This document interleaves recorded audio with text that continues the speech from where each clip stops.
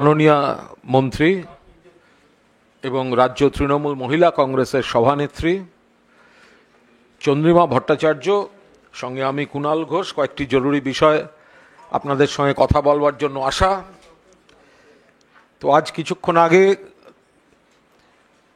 দুর্গাপুরে বক্তৃতা করেছেন প্রধানমন্ত্রী নরেন্দ্র মোদী। তো আজকে আমাদের যেই সাংবাদিকদের সঙ্গে কথোপকথন, তো আমরা আজকে একটু সকলকে একেবারে সিঙাড়া জিলিপি দিয়ে আমরা একটু আপ্যায়ন করে আমরা শুরু করছি। তার কারণ এপাশে সিঙাড়া জিলিপি, এই সিঙাড়া, আর এখানে হচ্ছে ফিশ ফ্রাই।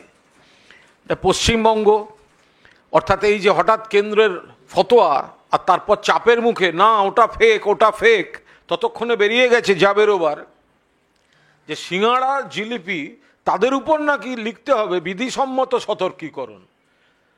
মমতা বন্দ্যোপাধ্যায়ের রাজ্য মনে করে খাদ্যের গুণগত মান যদি ঠিক থাকে তাহলে কে কি খাবেন সম্পূর্ণ তার বিষয়। আবার কেউ নিরামিষ খান, কেউ আমিষ খান, কে কি খাবেন কে কি পরবেন এটা অন্য কেউ ঠিক করে দিতে পারে না। তো বহু জায়গায় মাছ মাংস ডিম খেতে দিচ্ছে না, তা কেন হবে? গণতান্ত্রিক দেশ, যার মনে হবে নিরামিষ খাবেন। আমরাও অনেক সময় কোনো পুজোর দিন তো নিরামিষ খাই, কিন্তু আমিষ খাওয়া যাবে না, মাছ খাওয়া যাবে না, কি করে হবে? ফলে মাছ, মিষ্টি অ্যান্ড মোর বাংলায় ছিল, আছে, থাকবে এবং চলবে। ফিশ ফ্রাই থাকবে, সিঙাড়া থাকবে, জিলিপি থাকবে। মানুষ খাদ্যের গুণগত মান ঠিক থাকলে কে কি খাবেন আমরা কোনো অবস্থায় সেখানে হস্তক্ষেপ করার পক্ষে নই। মমতা বন্দ্যোপাধ্যায় হস্তক্ষেপ করার পক্ষে নন। ধরে নিতে পারেন আমরা তো মাঝে মধ্যে চা বিস্কুট টুকটাক খাই, কিন্তু আজকে সাংবাদিক বৈঠকের মধ্যে আমাদের এই একটু টুকটাক খাওয়ার বিষয়, এটা কিন্তু আমাদের একটা বার্তাও বটে যে আমরা এই খাবারের উপর ফতোয়া এইগুলো কোনো অবস্থায় অ্যালাউ করব না। দ্বিতীয়ত, প্রধানমন্ত্রী নরেন্দ্র মোদী আজ দুর্গাপুরে ভাষণ দিয়েছেন। দুর্ভাগ্যজনক, একজন প্রধানমন্ত্রী সত্যের অপলাপ, যাকে বাংলা ভাষায় ডাহা মিথ্যা কথা বলে, উদ্দেশ্য প্রণোদিতভাবে বিকৃত তথ্য তিনি একরাশ দিয়ে গিয়েছেন। সবিস্তারে উন্নয়ন নিয়ে কি বলার আছে, উনি কি অ্যাকচুয়ালি কতটা মিথ্যাচার করলেন, সত্যের অপলাপ করলেন। প্রধানমন্ত্রীর পদ মিথ্যাচার বলতেও তো রুচিতে বাজছে, কিন্তু মিথ্যাচার হয়েছে। উনি কথা বলছেন বড় বড়, খালি হাতে এসছেন কেন? বাংলার 1,70,000 কোটি টাকার বেশি বকেয়া দেন না। যেটা দৃশ্যমান বকেয়া সেটা উনি দেন না, আর যেটা অদৃশ্য 5,000 কোটি তার একটা গল্প শুনিয়ে গেলেন। দৃশ্যমান বকেয়া যেটা, যে জেলার যে এলাকায় দাঁড়িয়ে কথা বলছেন সেখানকার 100 দিনের কাজ করিও টাকা দেননি। টাকা কে দিয়েছেন? মমতা বন্দ্যোপাধ্যায় সরকার, চন্দ্রিমাদিরা দিয়েছেন। আবাসের টাকা দেননি।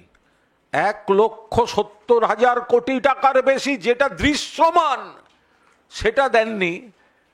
অদৃশ্য 5,000 কোটি টাকার গল্প শুনিয়ে দিয়ে চলে গেলেন, যেটা দীর্ঘদিন ধরে ওনাদের করার কথাই। কেউ দয়া চাইছে না, দয়া করতে বলছে না। মিথ্যাচার কোন জায়গায় যায়? ওনার নিজের প্রতিশ্রুতি ছিল বছরে 2 কোটি চাকরি। 2014 সালে এসছেন, 11 বছর, 22 কোটি চাকরির কথা। পার্লামেন্টারি স্ট্যান্ডিং কমিটিতে বলেছেন মাত্র 22 লাখ চাকরি হয়েছে। দেশের বেকার যুবকদের মধ্যে 30% বেকার। সারা দেশে বেকারত্বের গড় বাড়ছে, পশ্চিমবঙ্গের গড়টা নিম্নমুখী।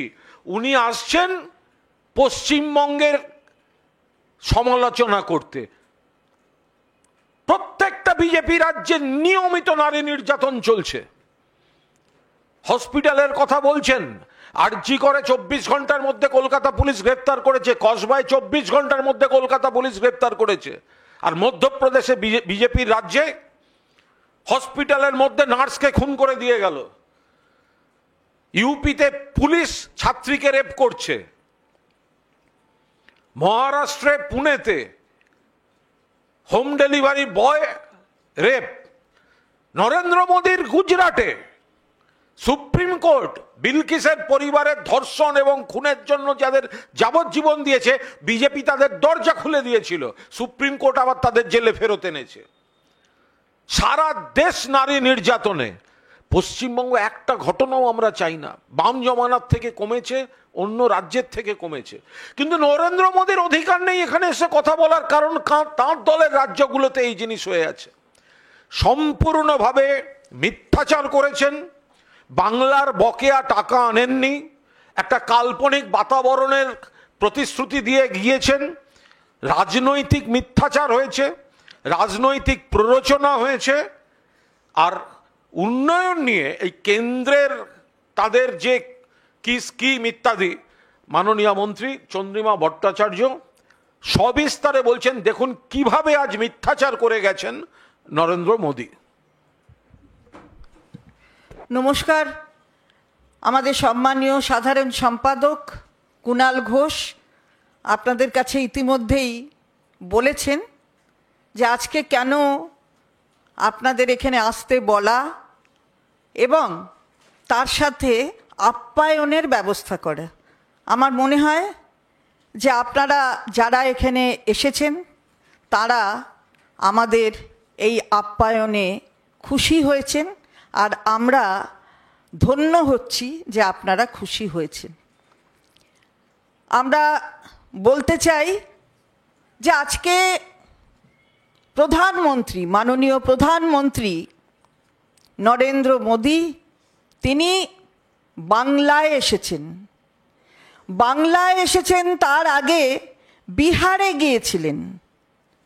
বিহারে গিয়ে বাংলার প্রতি এত প্রীতি যে বিহারে বক্তৃতা দিতে গিয়েও বাংলার কথা বললেন। বললেন কি, বেঙ্গালুরুর মতন বীরভূম হবে, জয়পুরের মতো জলপাইগুড়ি হবে। ওটা কি অ্যালফাবেটের সঙ্গে অ্যালফাবেট মেলানো? কোনটা কীরকম দেখতে, কতটা ওই জেলাগুলোকে কীরকম দেখতে হয়, তার মানুষ কীরকম, সেটা পর্যন্ত আপনার জ্ঞান আছে কি না আমরা জানি না। অন্তত বেঙ্গালুরু আর বীরভূম আর ওই জয়পুর আর জলপাইগুড়ি এসব বলে টলে নিজেকে আর নিচে নামাবেন না। বাংলার প্রগতি, বাংলার উন্নতি মুখ্যমন্ত্রী মমতা বন্দ্যোপাধ্যায়, আমাদের দলের মাননীয় নেত্রী, তিনি করছেন। তাই 11-য় তিনি, 16-য় তিনি, 21-এ তিনি, আবার 26-এও তিনিই হবেন। কি বলতে চাইছেন? বাংলার প্রতি খুব ভালোবাসা, যেন ঝরে পড়ছে বাংলার প্রতি ভালোবাসা। বঙ্গভাষীদের তো অপমান করে চলেছেন। এই যে এতগুলো রাজ্য, ডবল ইঞ্জিন সরকার, বলছেন বাংলাতেও দরকার। যেগুলো আছে ডবল ইঞ্জিন সরকার, তারা কি করছে? বঙ্গভাষীদের অপমান করছে। বঙ্গভাষীদের তাদের বিতাড়িত করবার একটা রাস্তা তৈরি করার চেষ্টা করছে। আপনি তো কিছু বললেন না তাই নিয়ে।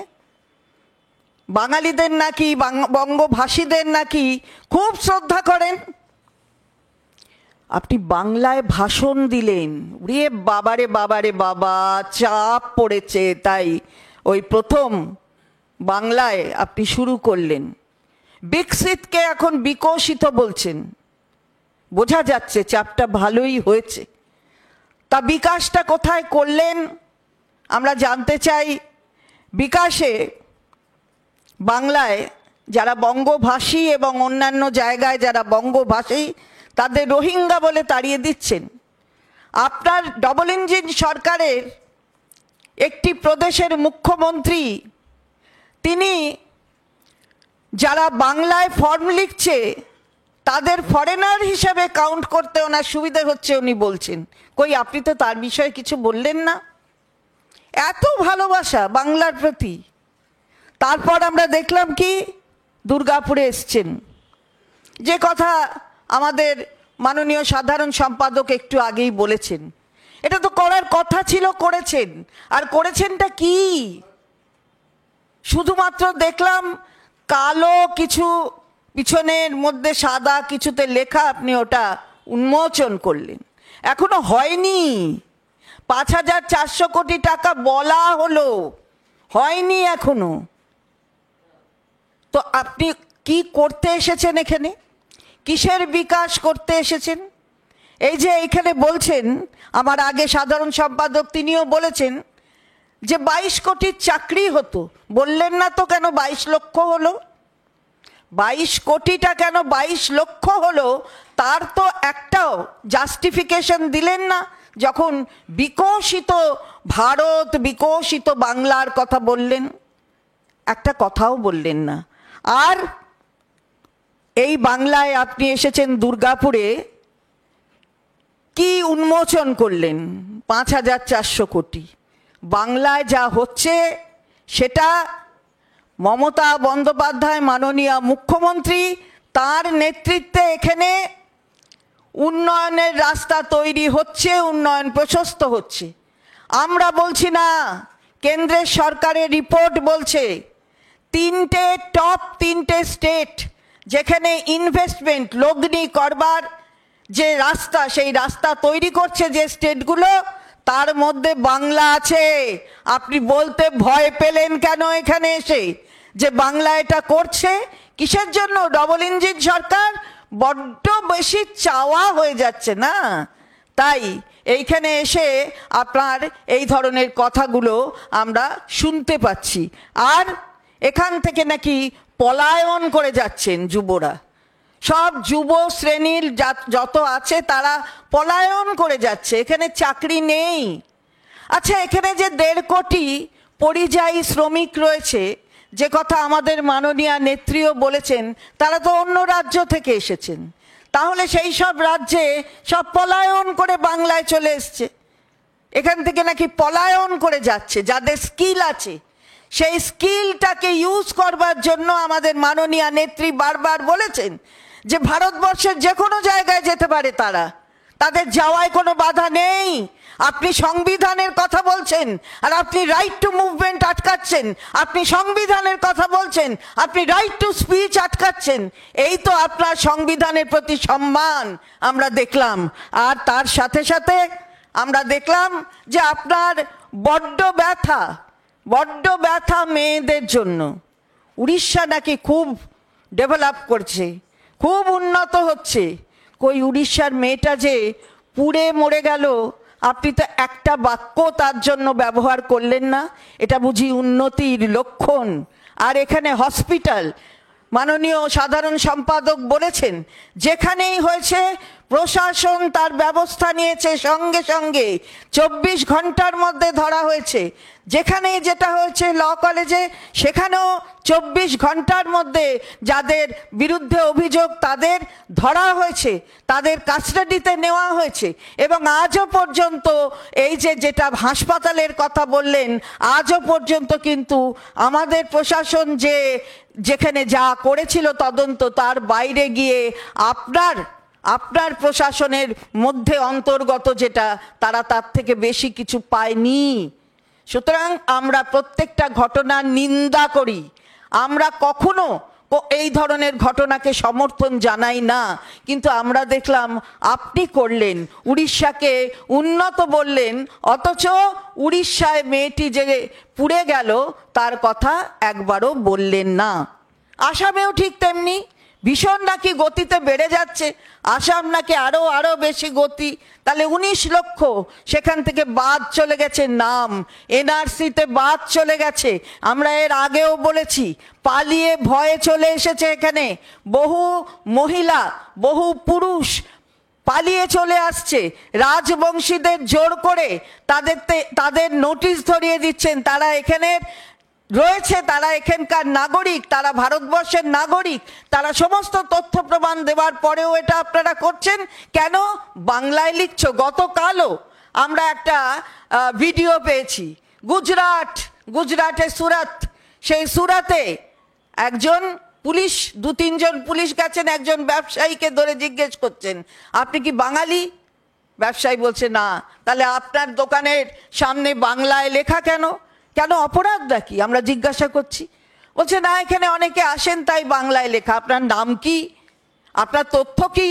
আপনার ঠিকানা কি? কেন? গুজরাটে কি বাংলার মানুষ যাওয়া মানা? গুজরাটে কি বাংলা লেখা মানা? তাহলে তো আপনি সংবিধানকে ভায়োলেট করছেন।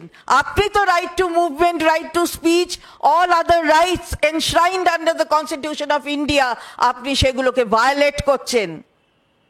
আর একটা জিনিস কিন্তু আনন্দের সঙ্গে আমরা লক্ষ্য করলাম, আজকে একবারও শ্রীরামচন্দ্রকে ডাকলেন না, একবারও না। কারণ এখানে এসেছেন, লক্ষ্মীর মূর্তি দেয়া হয়েছে, ভালো থাকবেন।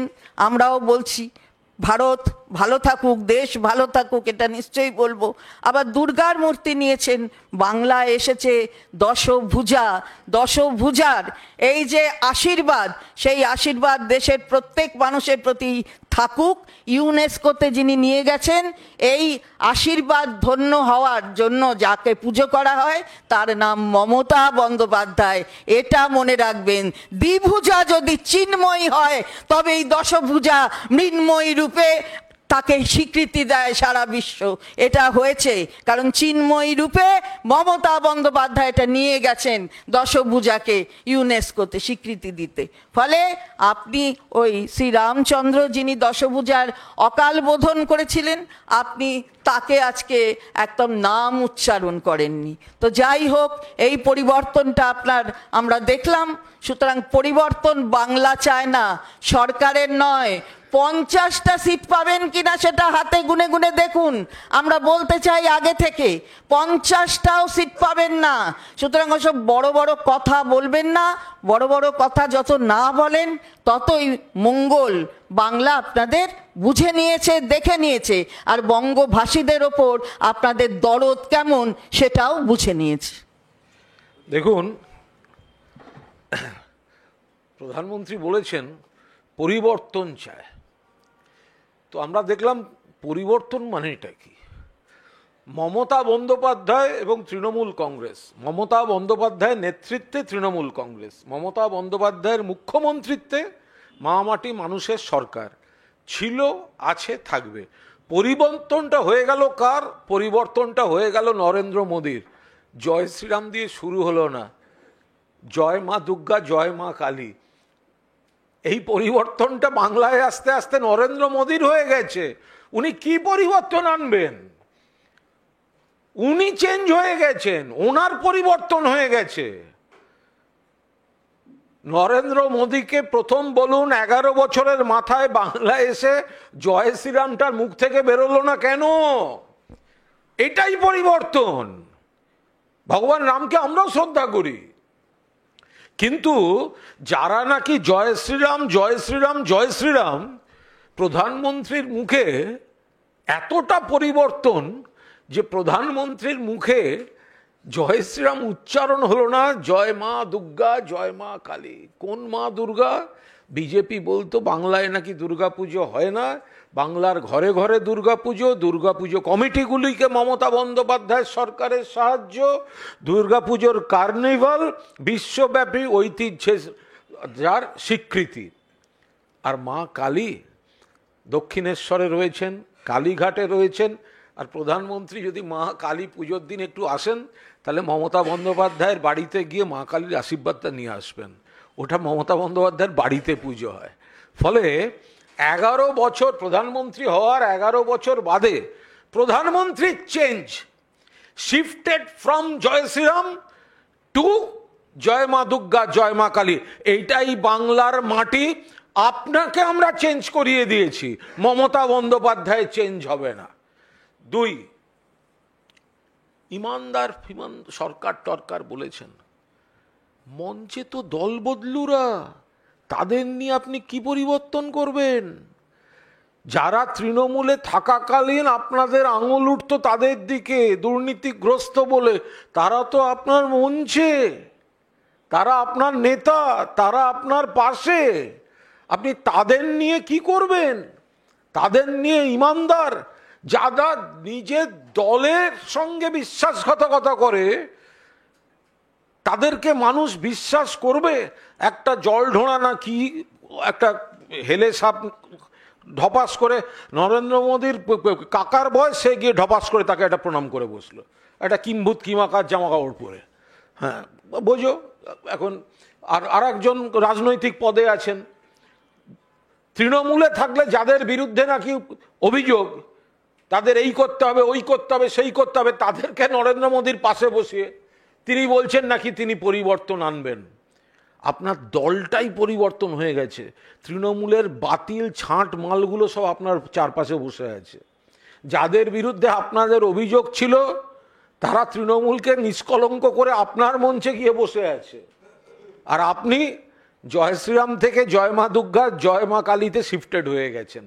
ফলে এই বক্তৃতা যেটা করেছেন, প্রত্যেকটা পয়েন্ট যেটা চন্দ্রিমাদি বললেন, আপনারা যে প্রশ্নই করবেন আমি জানি, যে কটা উনি পয়েন্ট বলেছেন তার প্রত্যেকটার উত্তর এখানে মাননীয় মন্ত্রী দিয়েছেন। ফলে আমাদের একটা অনুরোধ থাকবে যে দয়া করে আপনারা যারা প্রধানমন্ত্রীর ভাষণ দেখাবেন, তোপ দাগলেন, বিস্ফোরক মোদি, দয়া করে তার একটু তথ্য প্রমাণ সহ আমাদের উত্তরগুলো একটু দিয়ে দেবেন। আর পোর্টালগুলোকে বিশ্বাস নেই, এমনি আমাদের ঠান্ডা লেগে যাবে। সকালে দুপুর থেকে দেখছি ধুয়ে দেবেন প্রধানমন্ত্রী, ধুয়ে দিলেন প্রধানমন্ত্রী, ধুয়ে দিলেন প্রধানমন্ত্রী। কত জল নেব আমরা? তো ঠান্ডা লেগে যাবে।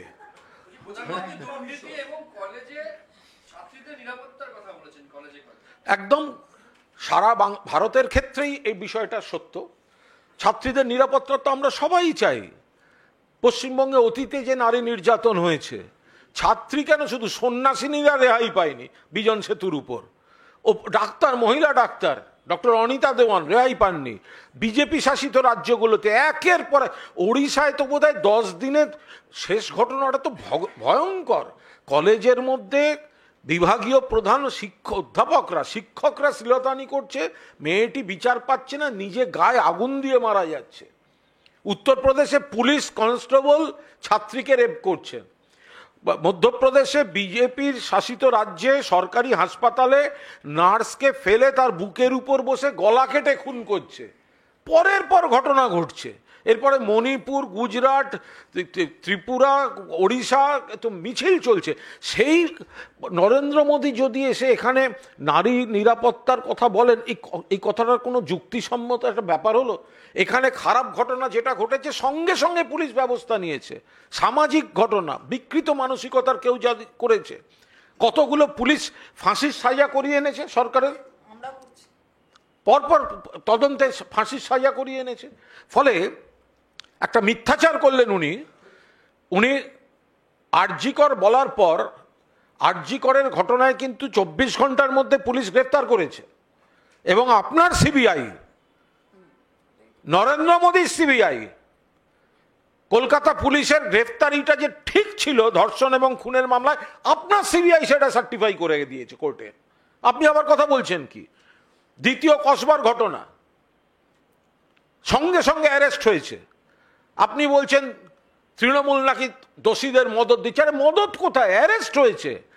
এবার যদি কন্ট্রাডিকশনটা আপনারা একটু দেখান, নরেন্দ্র মোদী বলছেন নারী নির্যাতন, মদত দেয়া, আমাদের সোনার মেয়ে কুস্তিগির সাক্ষী মালিকদের শ্লীলতাহানি করা, বিজেপির এমপি ব্রিজভূষণ, নরেন্দ্র মোদী আপনার পেছনে বসে লোকসভায় কাটিয়ে গেলেন এমপিশিপ।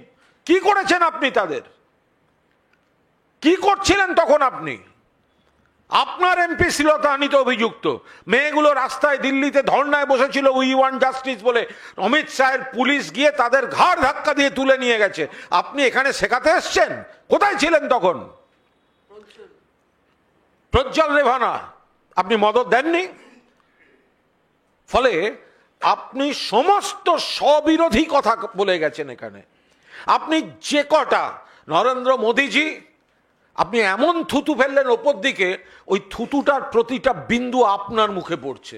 আই রিপিট, প্রধানমন্ত্রী নরেন্দ্র মোদী, আপনি যে থুতুটা ফেললেন ওপর দিকে, তার প্রতিটা বিন্দু আজকে আপনার মুখের উপর পড়ছে। যে কটা ডিস্টর্টেড অভিযোগ আপনি করেছেন, প্রত্যেকটাতে আপনার সরকার, কেন্দ্রের সরকার অথবা আপনার দলের কোনো না কোনো রাজ্য সরকার তাতে অভিযুক্ত।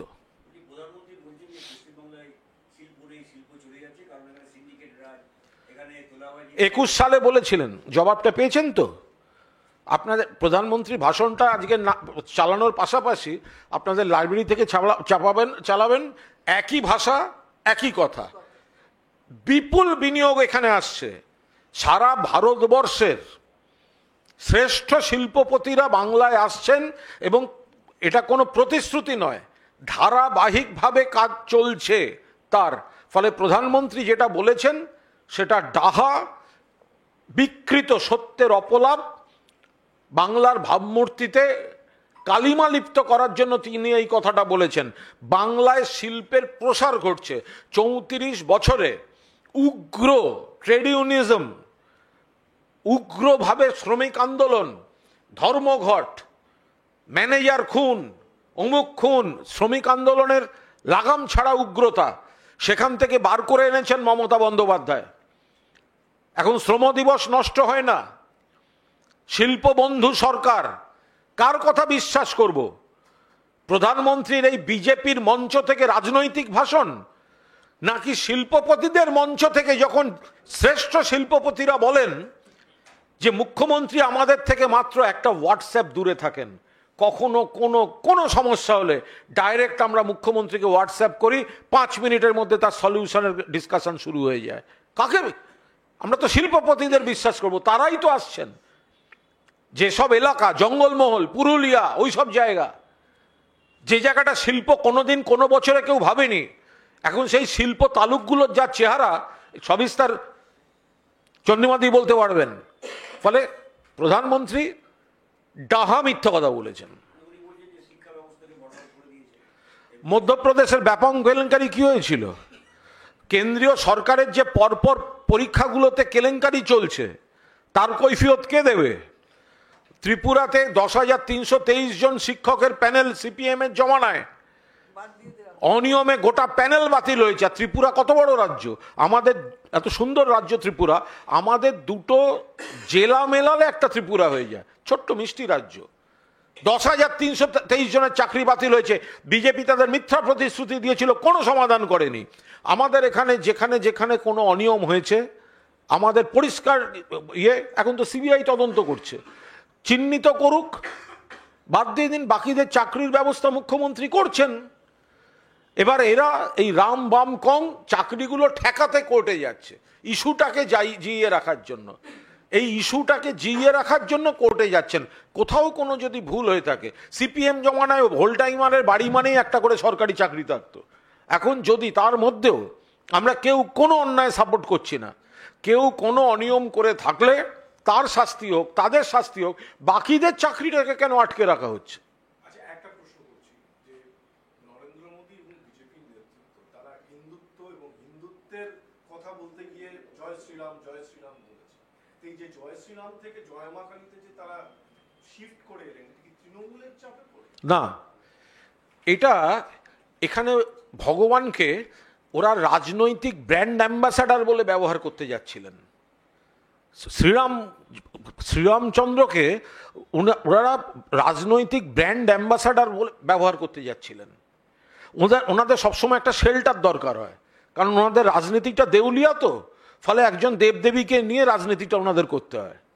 ফলে এই শ্রীরামচন্দ্র কিন্তু একটা সংস্কৃতির প্রতীক, আমরা তাকে পূর্ণ শ্রদ্ধা করি, শ্রীরামচন্দ্রকে আমরা পূর্ণ শ্রদ্ধা করি, সম্মান করি। কিন্তু এটাই তো দেখার কথা, যারা কথায় কথায় জয় শ্রীরাম আজকেও বলেছেন, তার বক্তার আগে একজন বলেছেন, তিনি আবার মা কালী মা দুর্গা বলেননি, তিনি ভেবেছেন নরেন্দ্র মোদী খুশি হবেন, খুব জোরে জয় শ্রীরাম, নরেন্দ্র মোদী বললেন জয় মা কালী জয় মা দুর্গা। এই যে ভেতরে চলছে ওদের ভেতরে, রামপন্থী আর কালীপন্থী, দে মা আমায় তবিলদারি, আমি নিমক হারাম নেই শঙ্করে, নিমক হারাম পাশে নিয়েই তো বসে আছেন। আজব কথা।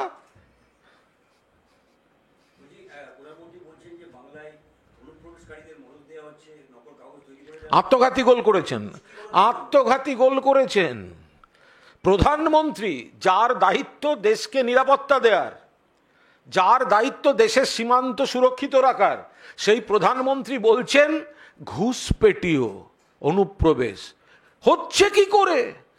কোন রাজ্য সরকার কিন্তু সীমান্ত পাহারার দায়িত্বে নেই, পশ্চিমবঙ্গ তো নয়, কোন রাজ্য সরকার নেই। তাহলে প্রধানমন্ত্রী আপনি আগে ফোকাস করুন আপনার হোম মিনিস্টার অমিত শাহকে, তার আন্ডারে বিএসএফ, আপনি ফোকাস করুন ওদের ঢুকছে কি করে। আর আপনি বাংলায় এসে ঘুষপেটিও বলছেন, ত্রিপুরায় গিয়ে কেন বলছেন না? ত্রিপুরায় গিয়ে কেন বলছেন না? ওখান থেকে তো রোহিঙ্গা তারা ধরা পড়ছে। আপনি আসামে গিয়ে কেন বলছেন না?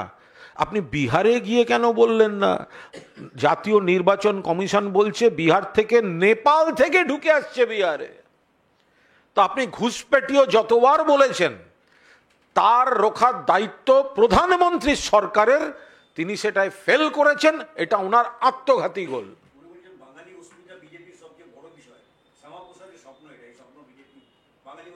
বাঙালি অস্মিতা নিয়ে উনি মুখে যেটা বলেছেন, সেটা চন্দ্রিমা ভট্টাচার্য মাননীয় মন্ত্রী যা বলেছেন একদম কথা, চাপের মুখে।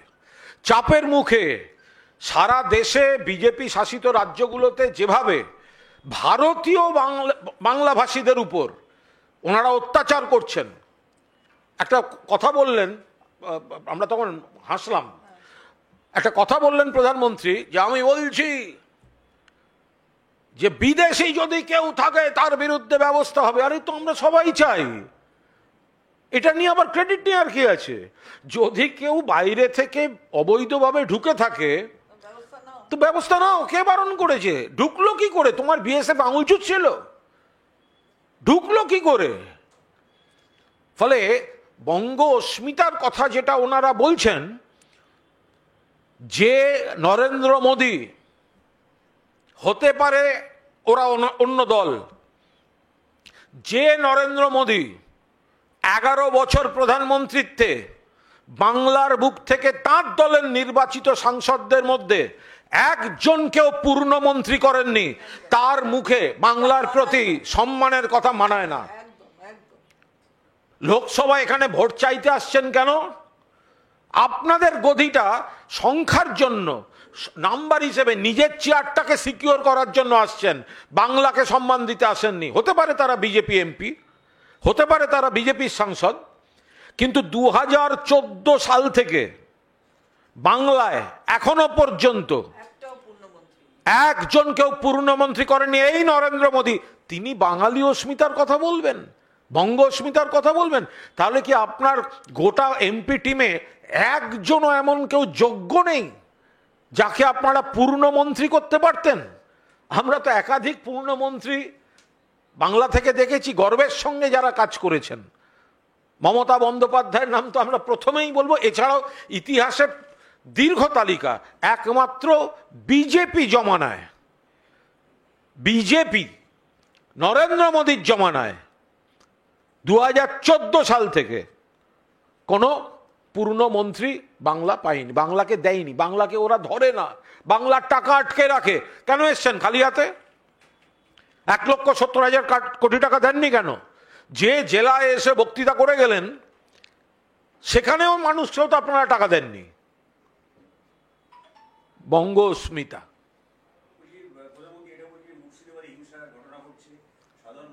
যার রাজ্যে গুজরাটের ভয়ঙ্কর রক্তের দাগ লেগে আছে, তার কাছ থেকে আমরা মুর্শিদাবাদ শুনবো? যার রাজনৈতিক ইতিহাসে গুজরাটের ভয়ঙ্করতম অঘটনের রক্তের দাগ লেগে আছে, তিনি আসছেন মুর্শিদাবাদ নিয়ে কথা বলতে? আপনাদের তো ওটা রাজনীতি, এই ভেদাভেদ প্ররোচনা, আমরা ওসবে থাকি না, তদন্ত চলছে ওটা।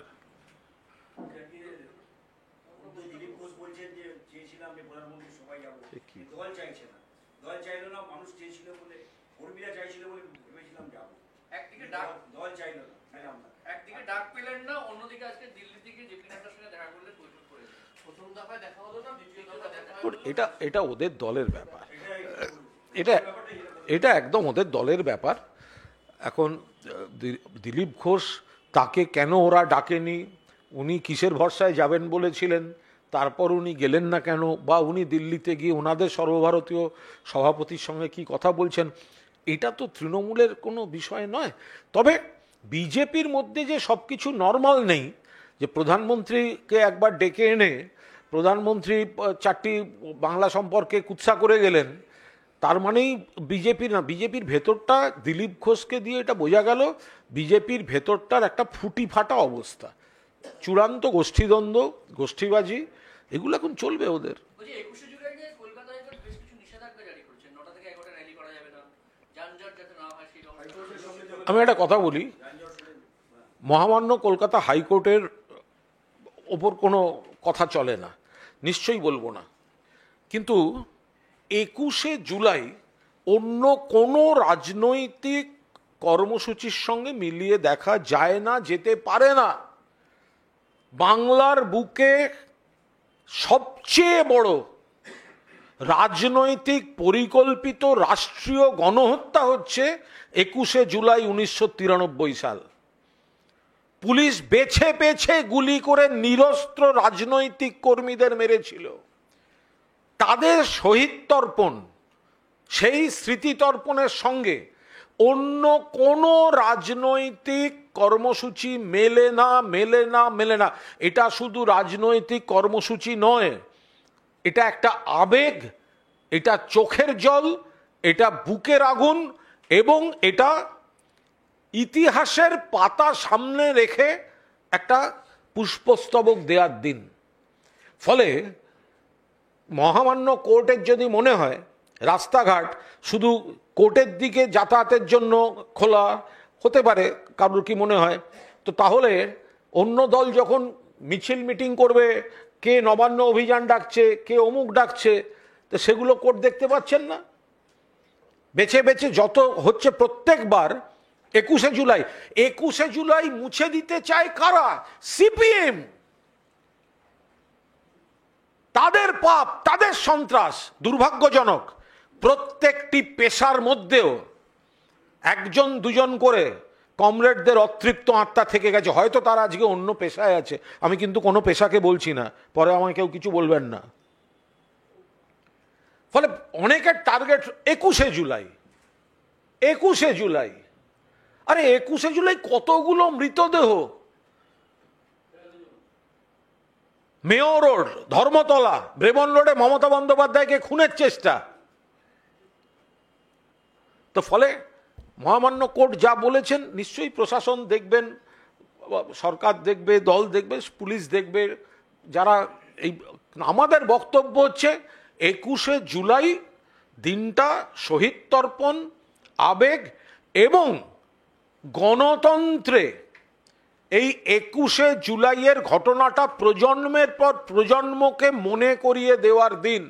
বাংলার সব থেকে বড়, বাংলার ইতিহাসে সিপিএমের তো কলঙ্কের রেকর্ডে শেষ নেই, বাংলার সব থেকে বড় রাজনৈতিক পরিকল্পিত হত্যাকাণ্ড 21শে জুলাই 1993 সিপিএম। বাংলার ইতিহাসে সব থেকে বড় সন্ত্রাস, রশিদ কেলেঙ্কারি, রাইটার্স আর লালবাজার থেকে 100 মিটার দূরে আরডিএক্স বোঝাই বাড়িটা উড়ে গেল, জাস্ট 100 জনের বেশি হতাহত। বাংলার বৃহত্তম সন্ন্যাসী হত্যা বিজন সেতুর উপর, 17 জন আনন্দমার্গ সন্ন্যাসী এবং 2 জন সন্ন্যাসিনীকে খুন। বাংলার বৃহত্তম গণহত্যা বধূদের প্রতি, গৃহবধূদের প্রতি নেতাই একসঙ্গে গুলি করে 4 জনকে মেরেছিল। মোট মৃত 9 জন, 4 জন তার মধ্যে গৃহবধূ। ফলে এই দিনগুলো যারা ভুলিয়ে দিতে চাইছে, একটা দিন বছরে, একটা দিন 21শে জুলাই, এতজন শহীদ, এত মৃত্যু, তার জন্য একটা রাজনৈতিক আন্দোলনের পূর্বসূরি যারা ছিলেন সবাই মিলে সেই স্রোতের মানুষ সেখানে শ্রদ্ধা জানাতে যায়। তো তারতেও যদি কারুর চোখ লাগে আশা করব মানে কেউ যেন রাতের বেলা সানগ্লাস পরে কেউ বিচার করবেন না। সে দয়া করে অন্যরা যখন রাস্তা আটকে নবান্ন চলো, অমুক করো, তমুক করো, হ্যান করেঙ্গা ত্যান করেঙ্গা বলবে, তো তখনও সেগুলো যেন মনে রাখা হয়। তবে আদালতের রায় নিয়ে আমি কোনো কথা বলছি না। আদালতের মতো দিয়েছে, সেটা পুলিশ প্রশাসন দেখবে।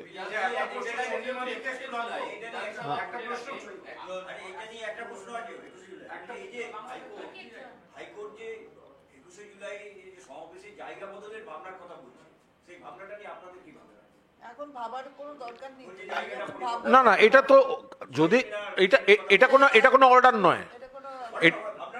ওনারা আর কি আশ্চর্য, তো ভাবার হতে মানে এই ভাবনার কোনো করবেন, আমরাই বা কি করবো, আর মহামান্য হাইকোর্টই বা কি করবে, পরে ভাববো।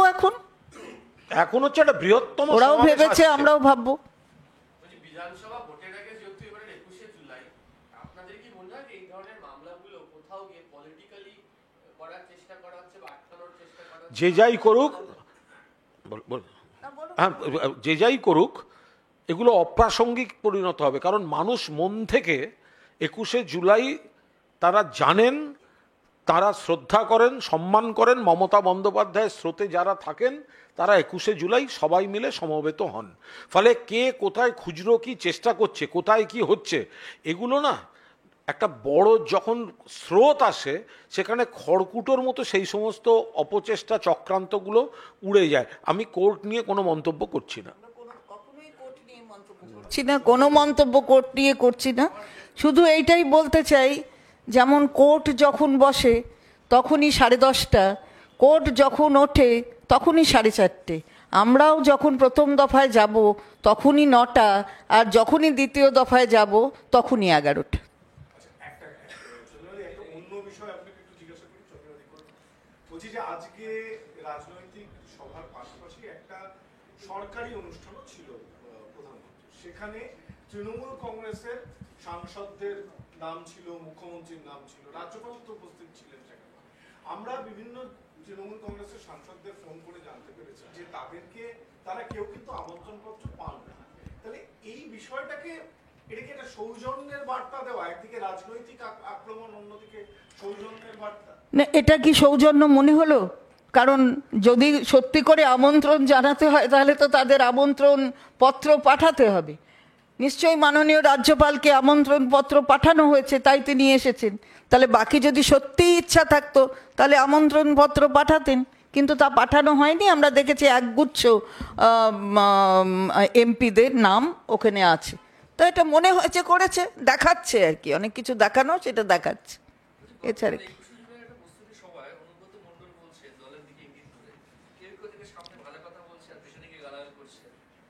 না না, এসব কোন কথা নেই।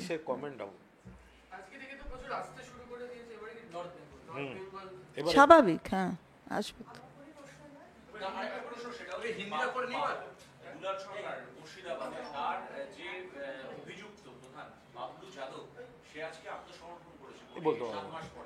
কোর্টের কি বিষয়? दादा, आज प्रधानमंत्री नरेंद्र मोदी ने अपनी जब स्पीच शुरू की तब जय माँ दुर्गा, जय माँ काली का नारा। देखिए, प्रधानमंत्री जी जो बोला है कि परिवर्तन चाहिए, तो ये नारा तो वो 21 असेंबली इलेक्शन में बोला था। अब की बार 200 पार, तो 200 पार तो नहीं हुआ, 77 हो गया। अभी वो कमते वो 60-60 होगा कुछ। तो इसके बाद एक भी जिला परिषद, एक भी भाजपा जीत नहीं पाए पंचायत इलेक्शन में। फिर 24 लोकसभा इलेक्शन में बंगाल में भाजपा का एमपी रिड्यूस्ड हो गया और तृणमूल का एमपी बढ़ गया।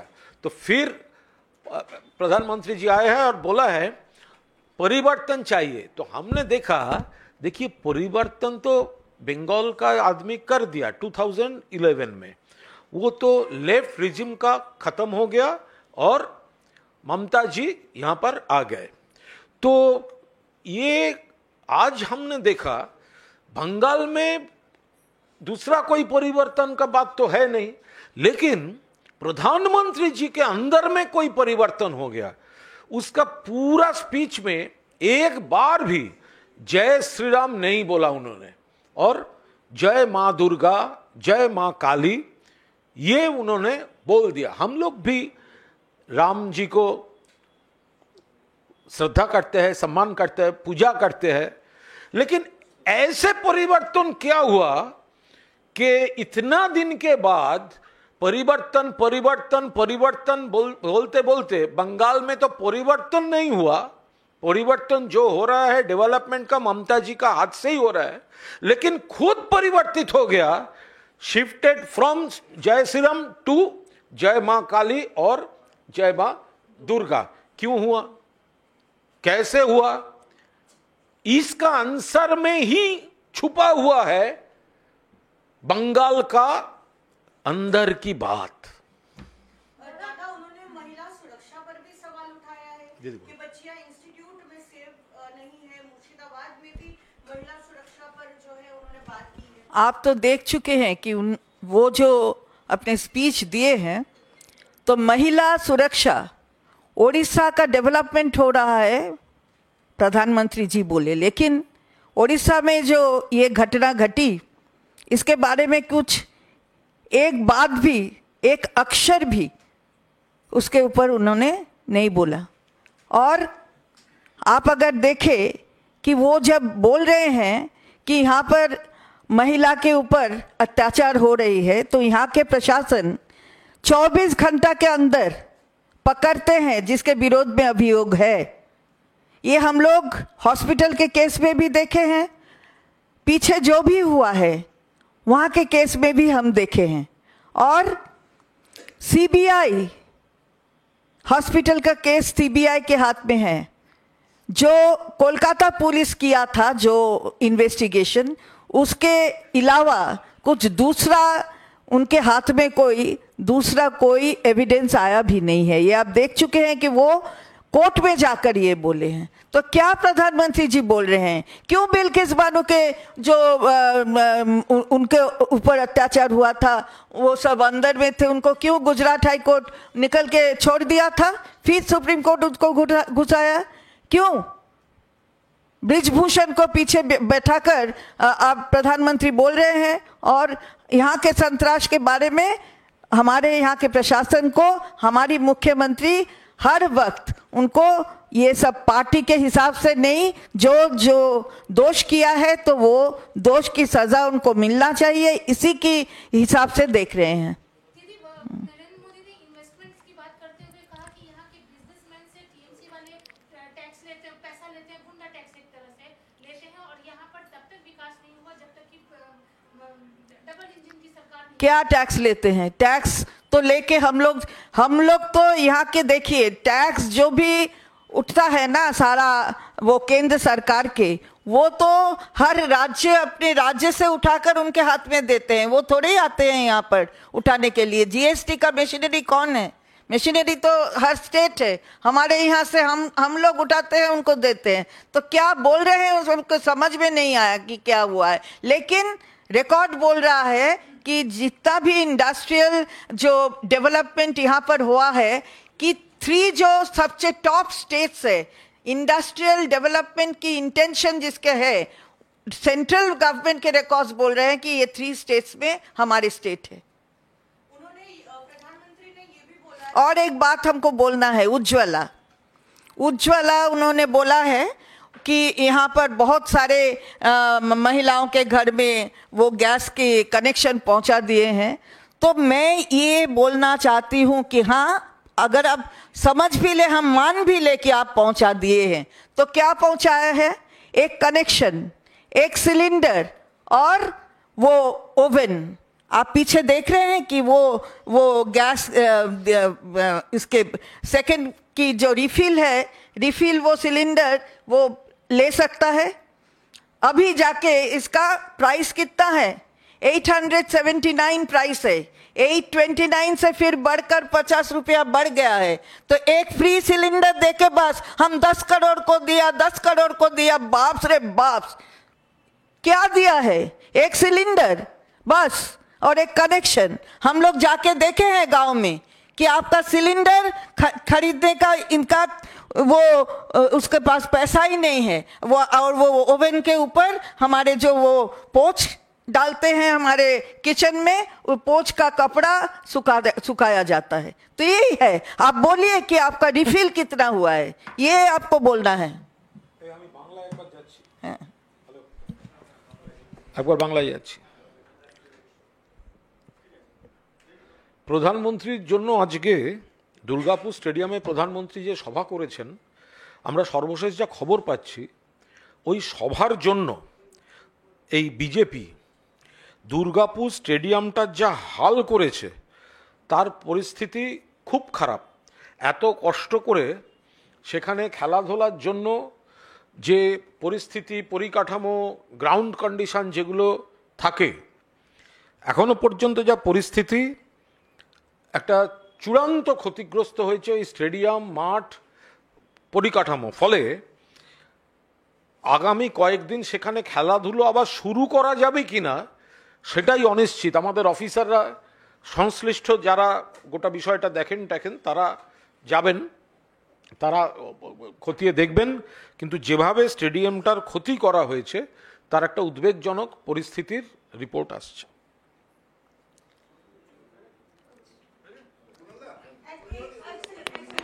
दादा एक सवाल है सिर्फ, प्रधानमंत्री ने कहा है कि घुसपैठियों पर जो है एक्शन। देखिए, ये जो प्रधानमंत्री जी कहा है घुसपैठियों, ये तो सेम साइड गोल है, क्योंकि पूरा देश का बॉर्डर तो उनकी जमींदारी है, उनका रेस्पॉन्सिबिलिटी भी है। उनको तो अमित शाह जी को फोकस करना चाहिए, ये हमारा रेस्पॉन्सिबिलिटी है, हमारा जुरिस्डिक्शन है, तो कैसे ये बाहर से यहां पर घुसता है। ये तो not only problem of Bengal but also problem of Tripura and other states also. Tripura में कैसे रोहिंग्या वहां से पकड़ जाता है, असम में क्या हो रहा है, बिहार में नेशनल इलेक्शन कमीशन बोला है वो नेपाल से आता है। तो ये जो घुसपैठियों का प्रॉब्लम है, ये तो रिस्पॉन्सिबिलिटी है सेंट्रल गवर्नमेंट का। तो ये उन्होंने तो ये मुद्दा उठाकर सेम साइड गोल कर दिया। पीएम मोदी ने लॉ एंड ऑर्डर सिचुएशन पर भी सवाल उठाया, कहा है कि पुलिस यहाँ पर एक तरफा काम करती है, विकसित भारत बनाने के लिए बंगाल एक अहम रोल प्ले करेगा। देखिए, यहाँ पर ही सबसे अच्छा होता है, पहले लेफ्ट रिजिम में जो था और दूसरा भाजपा का स्टेट्स में जो है, वहाँ पर नहीं है। ये पुलिस एखाने अनबायस तरह से काम करती है। अब देखिए, अगर कोई सोशल क्राइम भी हो तो with in 24 hours, even in RG Kar या कस्बा केस में पुलिस अरेस्ट कर लेता है। अगर कोई सोशल क्राइम हो गया तो अब देखिए, एक के बाद केस, फांसी का सजा का ऑर्डर ये पुलिस, स्टेट का पुलिस कोर्ट से ला रहा है। तो पुलिस यहाँ पर ठीक ठाक है। शायद उनका जो एजेंसीज है, उनका स्टेट का जो पुलिसेज है, उनके खिलाफ तो पूरा एक के बाद एक एलिगेशन है। बिल अभी तक साइन क्यों नहीं हुआ, अपराजिता बिल? ये तो बोल के नहीं गए प्रधानमंत्री जी। अगर होता तो एकदम पूरा सजा मिल जाता ना, कैपिटल पनिशमेंट।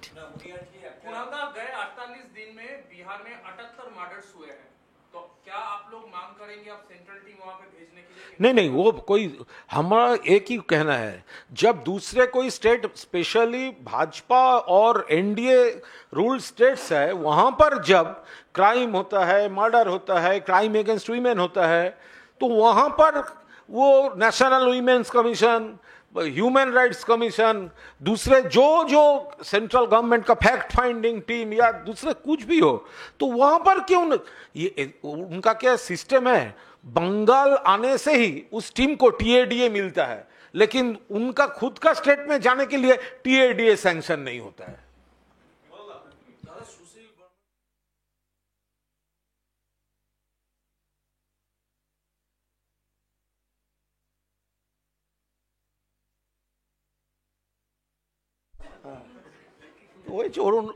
वो तो गोष्ठी द्वंद्व, तो उसका पार्टी का अंदर में वही उस बेल्ट में तो बहुत सारे प्रॉब्लम है पार्टी का।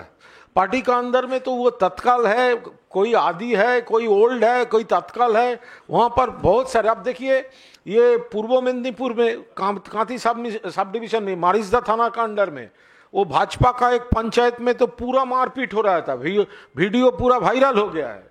तो वहाँ पर उसका खुद का सब प्रॉब्लम है। दिलीप घोष को आज नहीं देखा गया प्रधानमंत्री के सभा में, वो दिल्ली पहुंच गए। ये उनका खुद का पार्टी का अंदर का बात है, लेकिन इससे क्लियरली रिफ्लेक्टेड होता है कि भाजपा का अंदर का जो स्टोरी है वो ठीक ठाक नहीं है। वो उसमें बहुत सारा ग्रुपिज्म चल रहा है और पूरा ये चल रहा है। बाकी डिटेल वक्त आने पर दिलीप घोष से सुन लेगा।